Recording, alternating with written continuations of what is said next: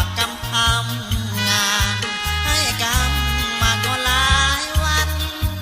หาเงินซื้อข้าวกิโลกินใจของหญิงอยู่ใส่น้ำคำสัญญาบอกหักเท่าฟ้าแต่มาหลอกลวงกันได้พออายมันจนพอจนยิ่งเสียน้องไปส่วนอาเสียเงินหลายเขาได้ทั้งตัวทั้งใจเมื่อความรักนี้ถึงเงินเป็นใหญ่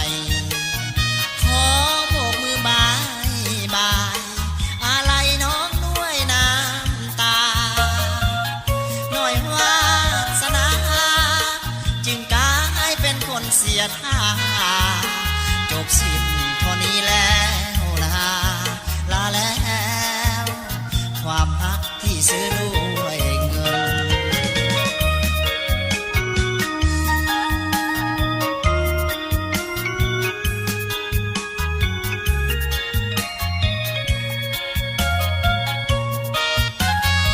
อนุรักษ์เพื่อรักษาโดยคือหอดเรื่องเก่าค่ะบอกบอกค่ะ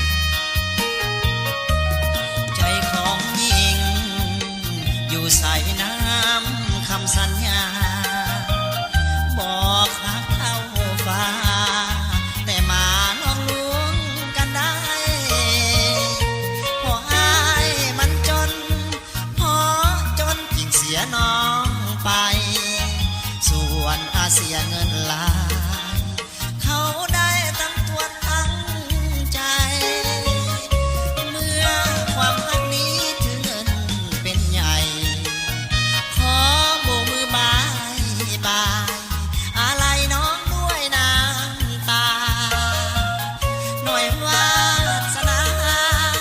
จึงกลายเป็นคนเสียท่าจบสิ้นเท่านี้แล้ว